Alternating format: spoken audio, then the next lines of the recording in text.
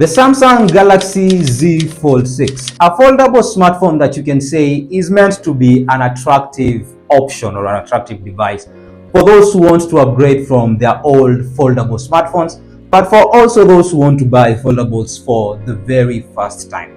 So it was interesting to see a device that personally really enticed me, having used a foldable smartphone for a good amount of time, say more than a week, for the very first time ever. Welcome to Techweez. My name is Dennis Wavero. So let's have a look at the Samsung Galaxy Z Fold 6.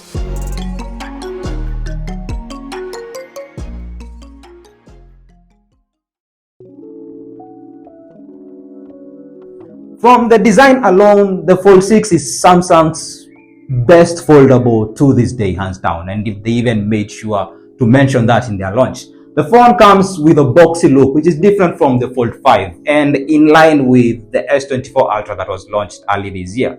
The general body also comes with a more matte finish, which is very different from the glossy look on the Fold 5. While there may not be much to it, the general look is quite simple and minimalistic, to the point where even people around me barely noticed I was using a foldable phone when I was using it as it was closed. I don't know about you, but personally, I tend to like that. We cannot talk about the phone without, of course, mentioning the hinge structure, which I would say hasn't changed much from the Fold 5, but still keeps that solid feel, which would be the least to expect from a phone with so many moving parts. I like that it looks even tighter than its older siblings, so that you don't get dust ruining your experience by, probably ruining the display. It's not the slightest, but Samsung has been making efforts to make their foldables light every year, which I guess is a plus for this particular model. When it comes to the display, you can't forget that you have two screens, the cover display and the main display, to work with, which I would say both almost work as two different devices as a whole. The phone unfolds into a 7.6-inch mini tablet that is virtually up to any task, from movies to gaming to emails to drawing and obviously multitasking productivity. The series has generally been giving us brightful, colorful AMOLED screens, and the Fold 6 is no different.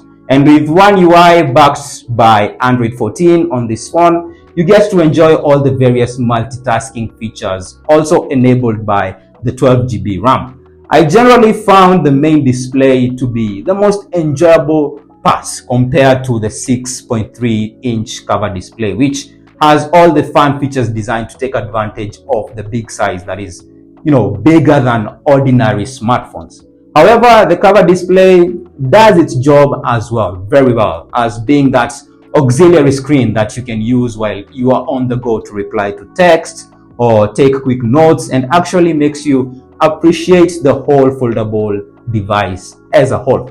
With a Snapdragon 8 Gen 3 processor, I generally wouldn't tell of any glitches that a user would experience with this phone, being that it's probably the most powerful chipset in the market currently.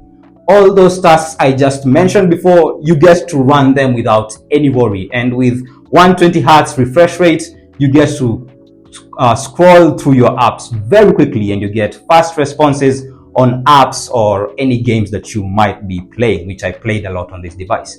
The Fold 6 comes with a 3-camera system at the back, headlined by a 50-megapixel main lens alongside a 12-megapixel wide camera and a 10-megapixel optical zoom camera. They are a good set of cameras that capture colorful and sharp images. Even on low light performance, it's generally fine in my opinion. The only issue I have is that Samsung decided to limit the level of optical zoom on what is probably its flagship and most expensive phone right now. The main display comes with a 4-megapixel under-display camera, which is still not the best since it's clustered under those pixels. In fact, I would recommend just using the 10-megapixel camera on the cover display, which is much better in terms of the amount of color, warmth, and the amount of details it gives on your selfies or on group selfies if you use that. With Galaxy AI present, you can get to enjoy the various editing features meant to make photography an even more fun experience on the Fold 6.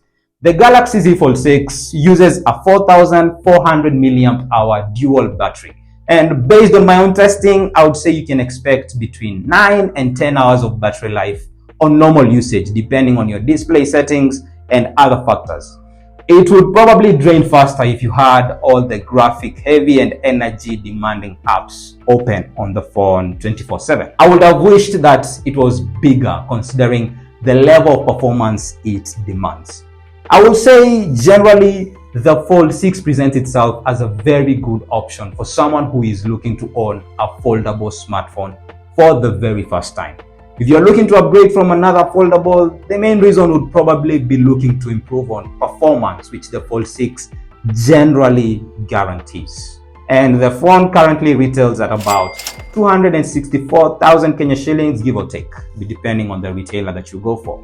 So you let me know if you have some spare change to buy the Samsung Galaxy Z Fold 6. Alright, that's been fun from me. Let me know from this review whether you would get this very, very lucrative and very, well performing device as a whole.